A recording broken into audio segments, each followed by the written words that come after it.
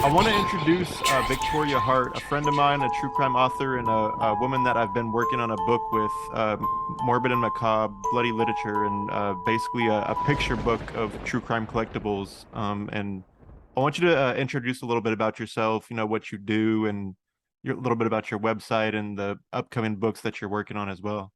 Okay, so basically that's kind of how we met.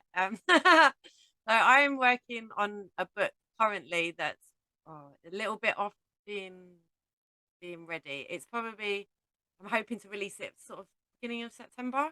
Um, and when I started writing my book, it's about serial killers, but it's a little bit different because I sort of I was in a lot of true crime groups online, so I was watching. Everyone was always asking the same questions. Everyone's like, "Oh, have you got any different cases?" Because in true crime, it's sort of very much all Bundy and Dharma and Gacy, and I think people want to know about different cases as well. So that was why I set out to write my book, and as part of that, I started writing to a few offenders. I picked specific people because there were specific things that I wanted to ask them. So yeah, I started doing that, and then that's kind of how we met. And then we started talking, and you had your book idea. So yeah, we sort of started working together, pulled resources, and yeah, now the morbid and macabre is coming together really nicely. For years I've been thinking about writing a book about, my experiences with murderabilia and everything, but I've never had the time to do so. And I feel like this project is a lot easier and less time consuming than writing. Plus, I wouldn't know how the hell to go about even writing a book to begin with. So, I'm excited about this. And this is like almost 13 years worth of, everything that I've been collecting. Then there's a couple dozen, pieces from a couple friends of mine, Adam Crutchfield, a artist and collector from Nashville, Eric Ross, who's a sideshow performer and magician, and which are John Wayne Gacy paintings, and maybe some Dahmer and Gein here and there, down the line. And it's I think it's pretty exciting. I'm always interested, in true crime books and picture books, that like whether that be true crime collectibles or Oh, picture like I think everyone with true crime book always flips to the pictures first. I think that's sort of standard, and like everyone wants to see the pictures, but this whole book is the pictures. So yeah, there's no need to do that. right. And there will be descriptions next to each and every, offender so people will know, who they're looking at. And a lot of them for the most part are I'd say like probably 85% are high profile, murderers or criminals or, whatever. And a few people that will be in the first book, Carrie Stainer and Sean Great are both in the first book, right? Yeah. Okay, No, yeah. Stainer. No, Carrie is. Great will be in the second one. Okay, yeah, that's right. Okay, that's right. That's right. Yeah, and we have a couple pieces from well, I have a couple pieces from Carrie Stainer here right now, and she has some from Sean Great. And Very good. this first one actually is like almost like a Mad TV, like a inspired like sketch, and I love it. And this is like amazing. Just this is a pencil actually, and what's Yeah, he does most of his stuff in pencil, doesn't he? I yeah, think occasionally he does a bit of doodling with a biro. what's weird is like he does so many signatures usually like Yeah, I on was the gonna say one, they're always different. Yeah, he's got like two, different signatures, definitely. yeah, yeah, like this is called Mad Mag by way of Carrie. Then it's also signed Carrie, and So on your doodles, does Carrie talk to himself? on this one, I don't think so on this one, but I know that there's like hidden.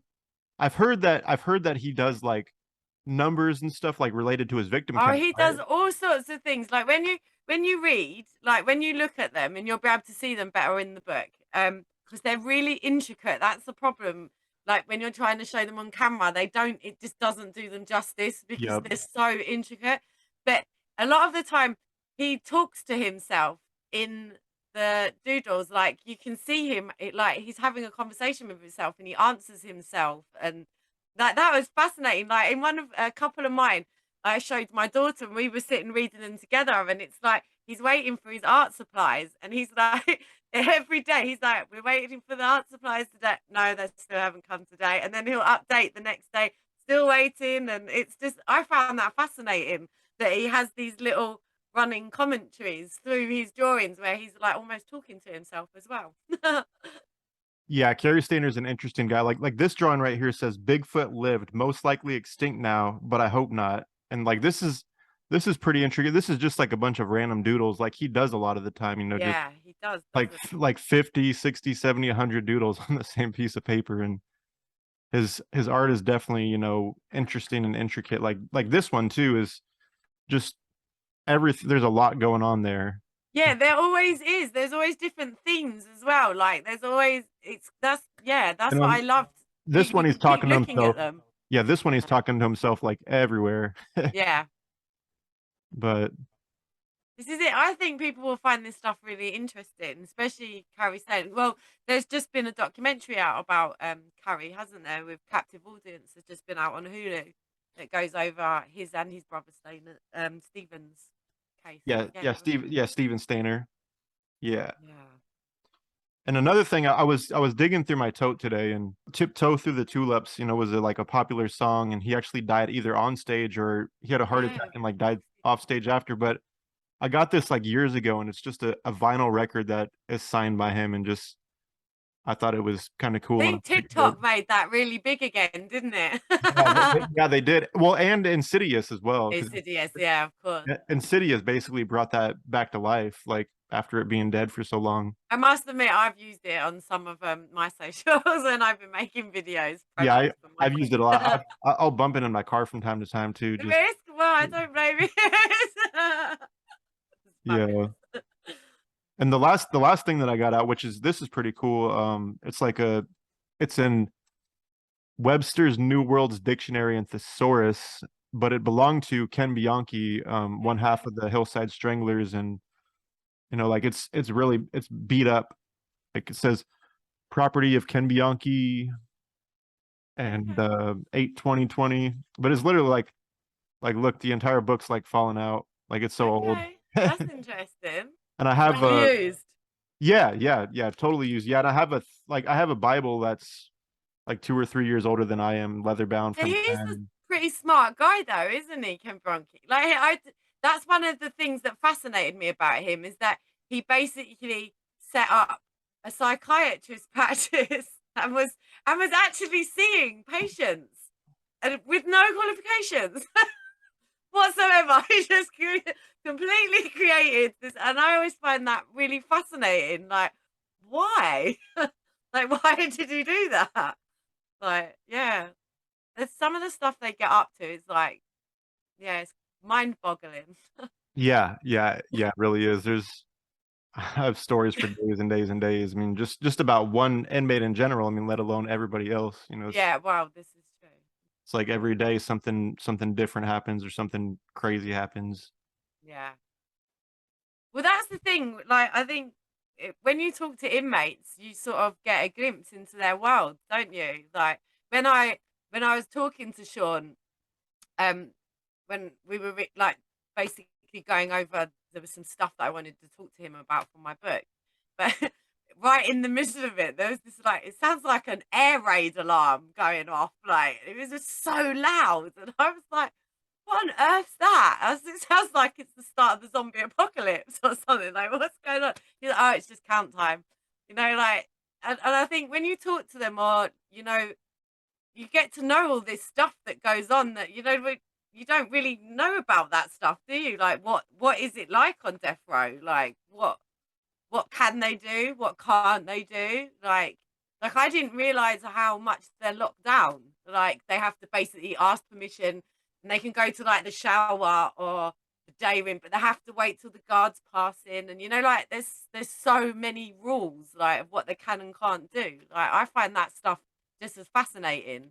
Like how Yeah, it all runs and how they manage dealing with all these really, especially in death row, you've got all these really violent offenders with basically nothing to lose. Like, so I think it must be a really like hard environment to work in. It must be like quite worrying because it could change at any minute. So yeah, I find it all fascinating. Yeah, yeah, the death rows are definitely interesting. And in California, the women's death row, believe it or not, I've talked to a few women there and they're like, we can walk around all day, our cell doors are Okay, open. I have an office job, I work with one of the officers here. I'm like, that's crazy because even the okay, men's prison at San Quentin is locked down a lot of the time. And I yeah. don't know if they're like, easing up or whatever because of the moratorium, but I know that they've moved quite a few guys out of death row and out of, the women's prison death row to. Well, that happens a lot, doesn't it? The moving them around. I didn't realize that either. Like they just suddenly decide they're going to use a different part of the jail to be death row, so they all have to get moved, and all the states do it so differently. Like that's what I find confusing. Like every state's got like its own rules and its own way of doing things. Like some of them have death penalty, some of them don't, and yeah, it's crazy. Because in Yeah, the so, UK we don't have the death penalty, so yeah, and yeah, our life sentences are not even life really. Like you get like a lot of people get like 15 years. Sometimes you can get as little as 7 years for murdering someone. So yeah, yeah, our sentences are nothing like the US. yeah. There's probably what, like maybe 10 people in the UK that have life sentences, like Dennehy and Oh no, you'd be surprised how many there are. A friend of mine actually is working on a project to make a database of all the whole life tariffs. That's what they call it here. When you get a whole life tariff, it means you aren't ever getting out. And there are a lot more than you would think actually, because in the UK, we don't have a lot of serial killers per se. We do have them, but not obviously in like the same amount you have.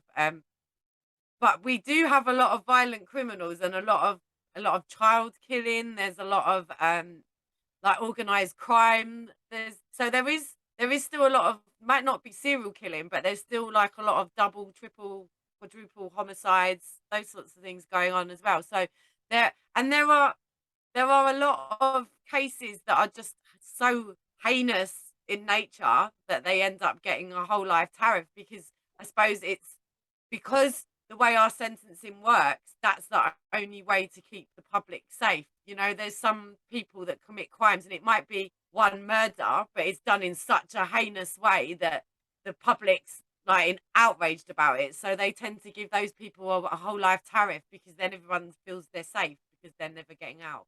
Like Brady. Brady's a perfect example. That yeah, and Myra. They both had. Well, no, actually, Myra could have got parole, and so I think Brady could have, until he got diagnosed as a psychopath. Then that kind of, yeah, they wasn't ever getting out then. But there's a lot of there's so we have there's a guy called Stephen Griffiths. He's called the Crossbow Cannibal. His case is just it. They knew he was going to do something, like, but they obviously, you can't arrest people for thought crimes, or until someone actually does something. But he's a really smart guy. He's got a degree in psychology. He's not like he's a very educated man, yet he still basically hunted women with a crossbow. And they put a camera outside of his flat to 'cause like I said, they knew something was going to happen, and it caught the murder. He chases her out, he shoots her, he drags her back in, and as he walks past the camera, like he flips the bird at the camera and gives the middle finger, knowing like this is like, he just didn't care. Like he knew he was on camera doing it. Like, so we do have some like bad cases, but yeah, not on the same nowhere near on the same par as America. But then I put that down to size as well. We're tiny compared to you. You can drive the whole length of the UK in 12 hours. There are some states you can't even do that. Yeah, yeah.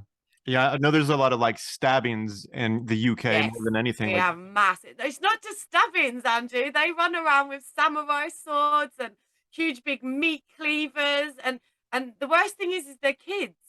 They're 14, 15, 16. Obviously there are some older ones as well, but there's a real massive problem with that at the moment, because a lot of the time innocent kids get caught up in the middle of it that are just coming home from school when they're in the wrong area. That's what it's all about, especially in London. It's postcodes.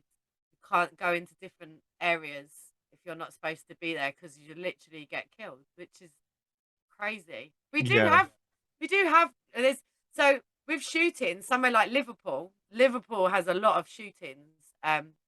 So there are guns here, even though they're completely illegal. So there's always a way, isn't there, I suppose, to yeah, get hold of things you're not supposed to have.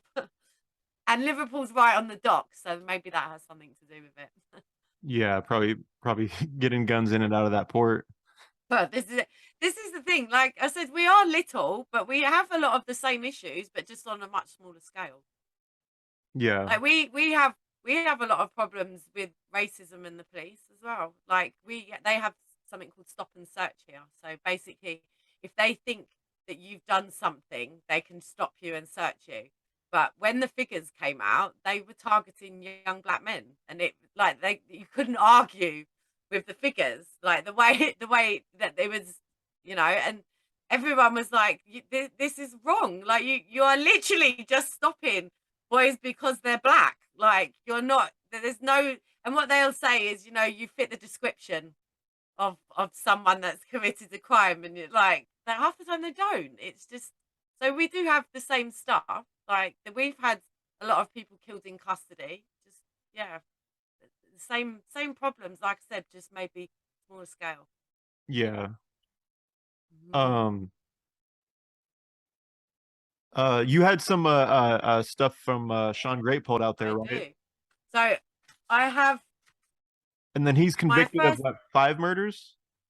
Yes. So Sean's everyone. So Sean has a big gap. Sean committed his first murder, and then there's a 10-year gap. So there's this big thing with him about was he still offending, and we just don't know. So the only person that can answer that is Sean.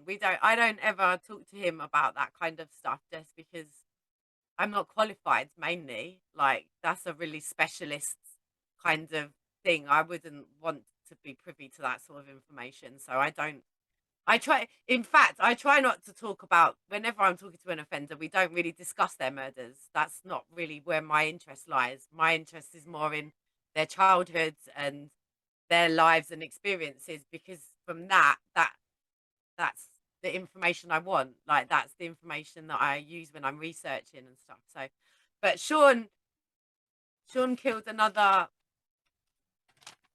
He killed 2 people, and then he kills another 2 in very very close proximity. But I suppose the main reason Sean's case is probably quite well known is the 911 call. So he'd kidnapped a woman he knew. They were friends. And he held her for 3 days, committing all sorts of acts. And I think, after at some point he fell asleep. Basically, she managed to get hold of his phone. And if anyone's heard the 911 call, they'll know what I'm talking about because it's one of the most tensest things you'll ever listen to because she's terrified, and it's really really hard to listen to. But she basically managed to describe where she was, and the police came and rescued her. But that's how Sean got caught. And when they were interview him, you can also find his interrogation is online as well, and his actual case. So you can see a lot of information about Sean Great's case if you want to. But yeah, there's his yeah his case is it's hard to watch. Yeah. And there's like a Facebook post, right, of like a girlfriend or a woman that like was like, "I love you, baby. I want to spend time with you," or something. Then a few days Yeah, later, she was murdered, right? Candice, because he was in jail for just a couple of weeks for something to do with child support. Yeah, and she was really looking forward to him coming out. And yeah, it's not long after that he killed her. But when Sean got caught, he did lead them to Candice's body. So at least it's not much of a consolation, is it at all? Really, in the grand scheme of things. But at least they got to bury her. So yeah. This is the thing. It's like, and I know Andrew will know what I'm talking about. When you talk to offenders, it's like the thing no one prepares you for is it takes a real toll on you. Like it's hard. Like it's hard talking to them because, you know, like for me especially, I'm a woman. Like I can't help but put myself in their shoes, and like, and it's yeah, it's you should always think long and hard about doing it. Is what I would always recommend to anyone that's thinking about writing to offenders, because you should have have a specific reason for doing it, because they are master manipulators, you know, like there's sometimes you can be in danger as well. There's that as well. So yeah, I think it is kind of tricky. The thing I found really hard with Sean was I spoke to him quite a few times. Um, and he's not what I expected. And I think that's what really threw me. Like he's so polite, he's so cordial. Like I don't know what I expected, but it wasn't that. Like he was always happy to help. He would like quite happily sit and like talk about his childhood. And bearing in mind, I'm a complete stranger. He doesn't like know me. We'd only had like a few interactions. Yet with Sean, when he kind of was talking about how if there was something he could do to help other people's, like if they could realize their sons were in trouble, then they wouldn't go into people like him, basically. So if he, because I was asking him for help with a project where that was the kind of thing that I was trying to do. I'm trying to show the things that cause people to become serial killers. Rather than focusing on the crimes, I wanted to focus on how do they become them? Like what happens? Because it's all different reasons. It's not one thing, it's millions of things. And even the psychologists haven't got a set answer. Or there's not one thing. It very much depends on the offender. But yeah, I found it all really interesting talking to him, but at the same time, it was hard. Yeah, it was hard in ways I wasn't expecting. But I'll show you my stuff. Sorry, waffling on. But one of the first things he sent me was this was the very first letter that he sent me with his hand tracing on, and he wrote on it, "My hand in friendship, one day at a time, trying to make next week better." But Sean's I've noticed that with him. He's very much like, if you say to him, "How are you?" He's like, "Oh, I'm okay. You know, just taking it one day at a time." Like, he's very like, I don't know. He's like super laid back, which I kind of wasn't expecting, really. I don't know. I think Yeah. that's the thing. You don't know what to expect, do you, when you start talking to an offender? Like, you're never quite sure what you're going to get. No, I was just talking to someone the other day kind of about that, like about serial killers, and they're like, what are they like? Are they just like weird and creepy? I'm like, no, like not at all. No, Like, that's they don't come off as that, like the old like night stereotypical 1970s 80s serial killer like is dead now, because it's like you got people like say like Sean Gray or like William Holbert or yeah. say They're charming, charismatic men, and that's dangerous because you don't like when sometimes when I'm sitting listening to Sean talk, I think I can see exactly why you would be lulled into this sense of being safe. And, you know, he's this really nice, caring, thoughtful person. Like, you'd have no idea that all you'd have to do is say the wrong thing or do the wrong thing, and he'd just snap just like that. And you would never see it coming. yeah. Like, you know, like, I think that's the thing that sort of made me think. Like I've always been very victim focused, but mainly because I'm a victim of certain things myself. But the problem with that is when you're asking victims, especially to recount what's happened to them, like you're asking them to relive the trauma of whatever you're asking. And I don't want to do that. Like I know firsthand what that's like, and people will do it.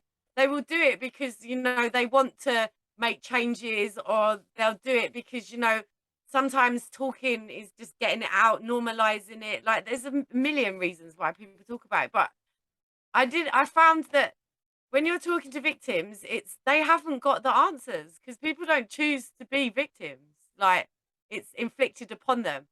So for me personally, one of the main things I would say that I got out of talking to offenders is it's never the victim's fault. Doesn't matter what you do, doesn't matter what you say, doesn't matter if you take drugs, doesn't matter if you're a prostitute, it doesn't matter what you do. If they decide they're going to kill you, they're going to kill you. It's nothing to do with any of that stuff, really. Like they'll give you all these reasons and justifications, and you know it was because of this and it was because of that, but it's a choice. They choose to kill. So for me, I found that I don't even know how to like it's the one thing that made me finally realize like you don't ask for this stuff. Like it's all about them. It's nothing to do with you.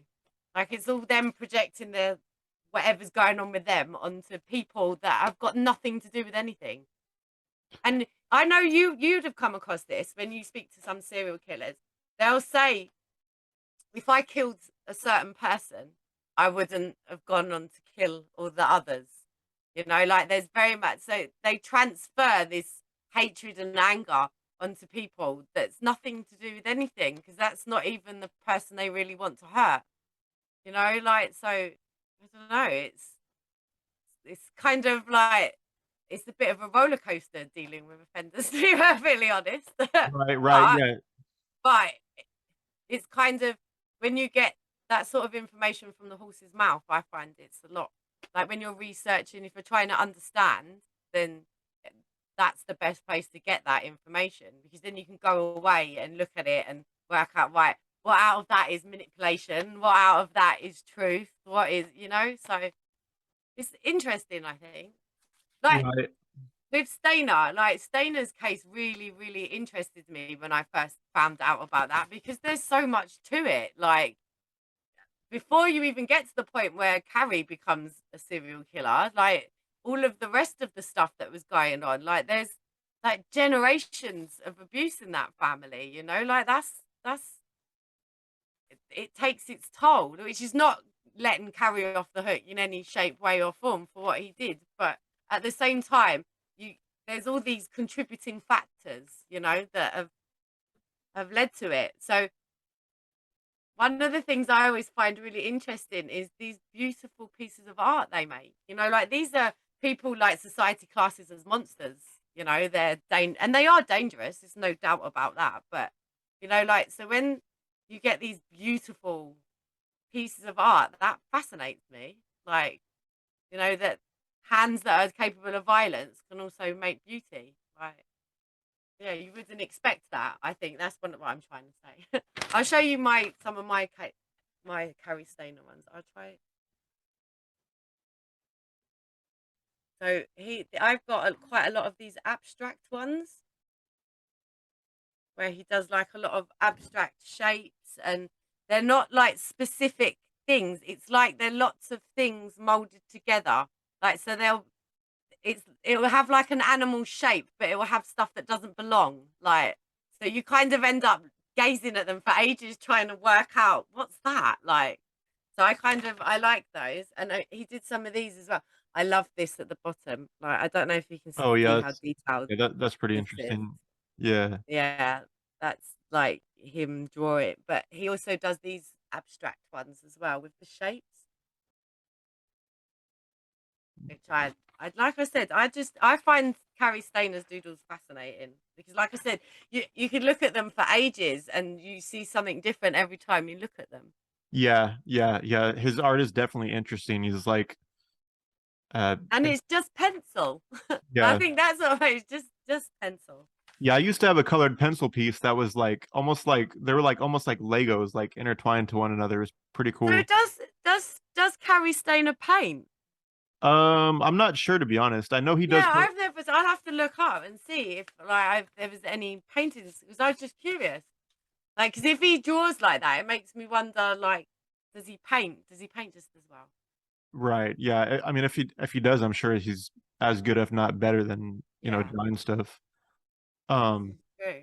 Well, I showed before. Like, I've got a couple of Sean Great's oil paintings. He does these amazing, like Bob Ross style scenes. But it's funny, like with Greats, you can see the progression. Like when you see the pieces he was first doing to now, like he's learned a lot. His skills have jumped on massively.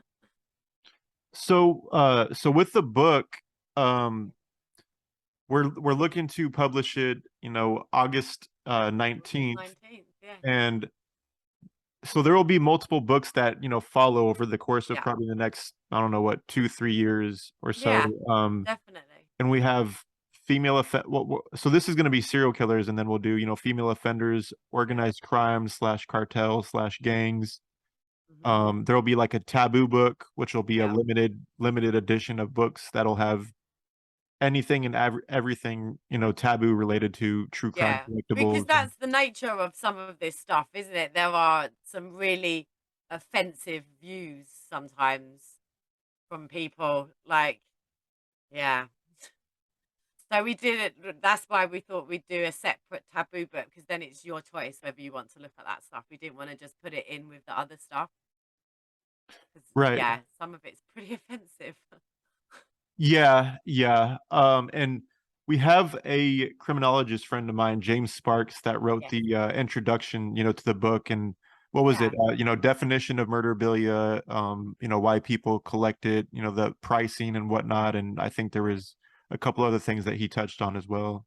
Yeah. Well, he touches on the whole taboo thing that is murderabilia and why it's taboo, and like he cites all different examples, which is brilliant because like it will give you a good overview of why it causes problems. And that it's usually because there are certain cases. I think one of the cases he talks about is Jack Chorwick, who was drawing his victim and sending it out to people. Someone put it online and her mum saw it. So you can imagine like that would be horrifying. Like so that's the stuff that gives the murderabilia a bad name, doesn't it, really? Because like when you have offenders signing victim photos and stuff like that, that's Well, like the really dark taboo stuff. right. Yeah. Well, and the fact that people are, sending them photos of their dead victims, like BTK's child Yeah. victims, that are being signed and, Because like, let's be honest, they're not like some of those things might be in their defense packs, but a lot of it is being sent in and they're being asked to sign it and stuff as well. So, like I can see why there is a problem on both ends.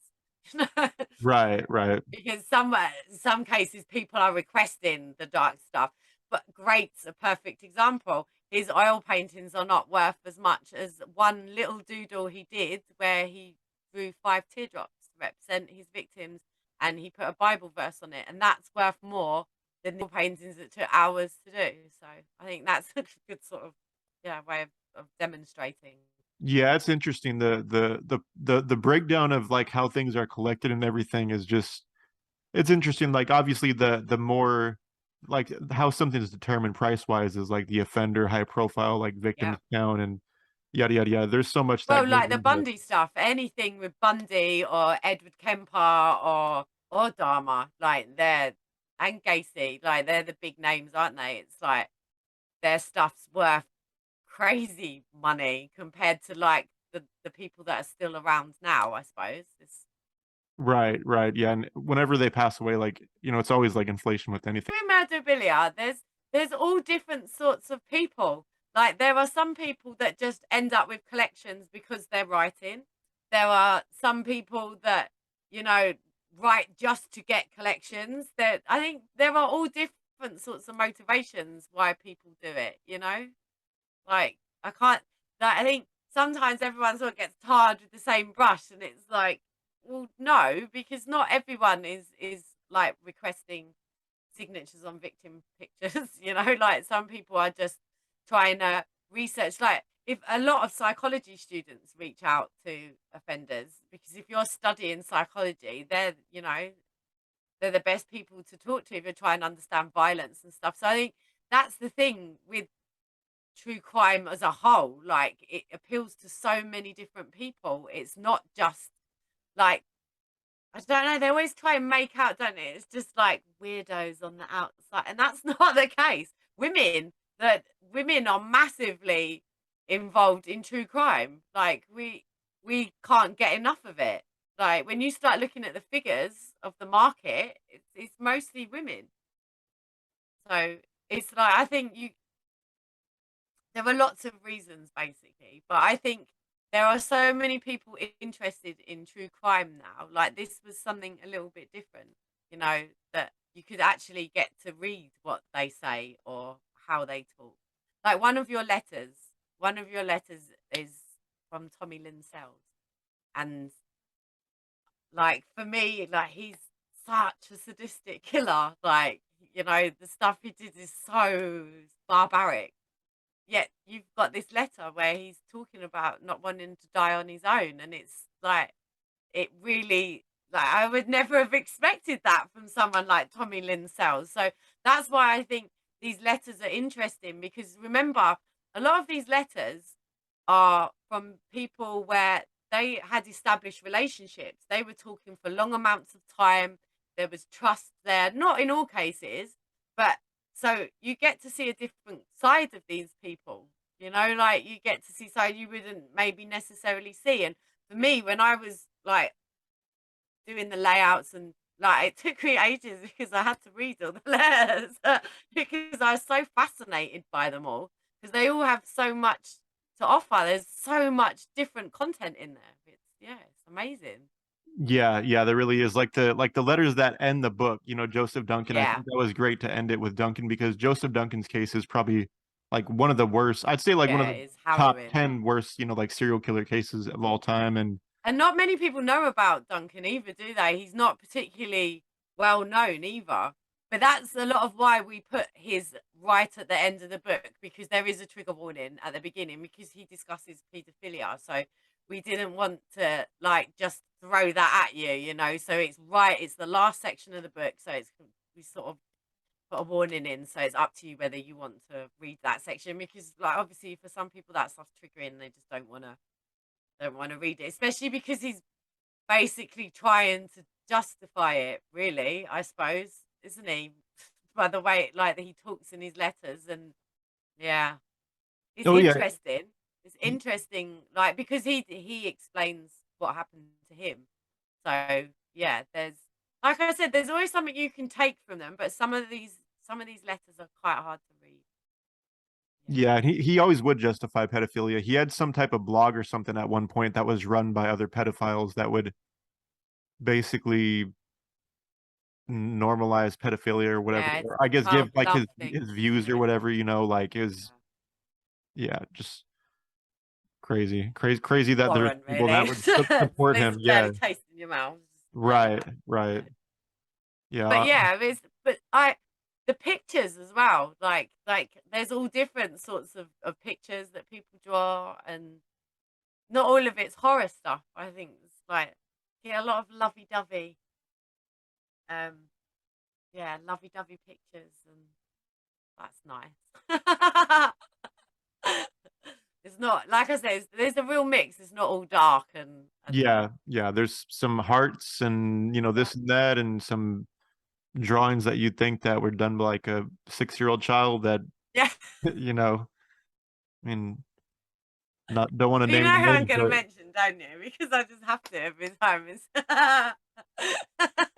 It's Jose Martinez. His stuff is just the best. And I found loads of other stuff of his earlier. So I was like, his handprints and his footprints where he's labelled them. And he's like, the right the right hand is for loving and boobs, and the other hand is for killing.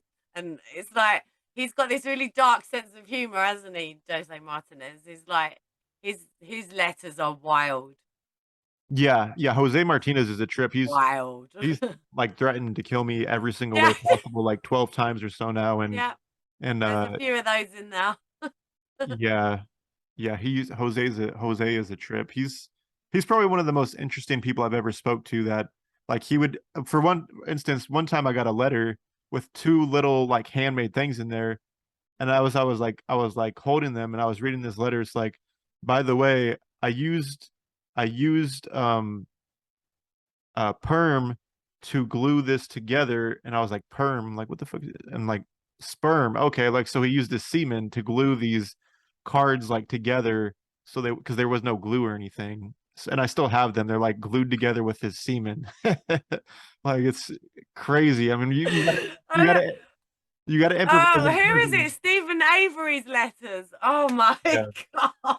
yeah. Stephen Damn, Avery's a what? It's like he's like it's like a whole thing on all the different things that he can send the person he's writing to made with his sperm. I was just like, okay, wow. It's what is and the teeth floss and fingernails, and do you know what? That's what I was just trying to find. I had it on my desk. I don't know what I've done with it. I've got a lock of Sean Great's hair that he sent to me. I don't know what I've done with it. I've got like this is my huge pile of letters and stuff. But yeah, it's interesting the stuff that they send. Yeah, yeah, it definitely is. One time I was opening a package from Philip Jablonski, and Oh it God. was his facial hair, but it was literally loose in an envelope. And I opened the envelope, and I usually go like this to dump the letter out, and the hair like dumped all over the table. And I was like, Oh Phil, why did God. you send me hair like that was loose or hair to begin with? Like, and it fell out all over my table. I had to get a little vacuum and like the little hose and suck up the little placemats and everything. This is what I mean. It's like it's wild, is it? Like I said before, the women's letters, they are something else as well. Yeah, yeah, They write these really sexual letters. I was like, really? Oh, there it is. I dropped it on the floor. Yeah, there's a lot of Sean Great's now. Yeah. I've had so much hair over the years. Yeah, Charles I Bronson and bet. Haddon Clark, and I I used to saw have. someone not long ago selling like a big lock of Bobby Gladden's hair, weren't they? Like, Oh yeah, yeah. I think I did. Yeah, I he's think I got did see dreadlocks that. at the moment, hasn't he? Yeah, yeah. Um. All right. So let me see. So we said August 19th, we're going to be Yeah. publishing the book. It'll be available to purchase on Amazon as of right now. I don't We're know. gonna try and do a little video just before, aren't we, to just show people the actual book. So Yeah, yeah, we will. We'll do a little, sneak peek, and yeah. we'll probably even, give away a handful of copies, in some type of And contest we we'll should run. have some book plates as well. So yeah, Yeah, we'll do like a limited run of, signed copies, and we'll give a couple away, and whether it be, page promo or, whatever. So, yeah. um It'd be interesting. I think people will like it. 'Cause like I said, you'll get to know about some cases you might not know about. There's a little bit about all of them, and there's some just really interesting stuff. So there should be something for everyone. So yeah. and Christmas is coming up too, so it'd make a very Yes. good Christmas gift Yeah, if anyone, yeah, make the perfect Christmas gift for those that love true crime. for mom and dad. Yeah. Oh dear. Before we get out of here, can you think of anything else to add that we haven't, talked about? Just watch this space because there'll be we're always um talking to new people, getting new content, working on new projects, and yeah, so I think there'll be a long run of books. Definitely, with all different things. Because we've also got like enough content to do some just on, say, like Aileen Warnock's has got loads of her letters, and they're really interesting. Um, they're really sad. Like, I get sad when I read her letters because yeah, she's just felt so exploited by everyone. Like so, yeah.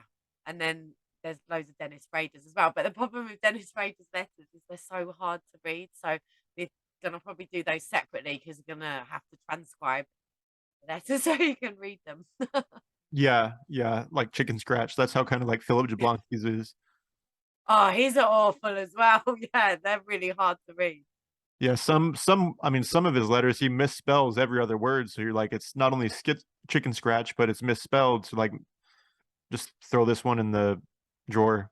Yeah, I'll try and decipher that Don't even later. attempt it. Just tell him I didn't get it. But all right, well, we can get out of here again. August 19th, the book will be available to purchase, and after it's out, we'll do this again and do a little, book preview, and Yeah, we'll definitely. Hopefully have some more stuff to show you as well.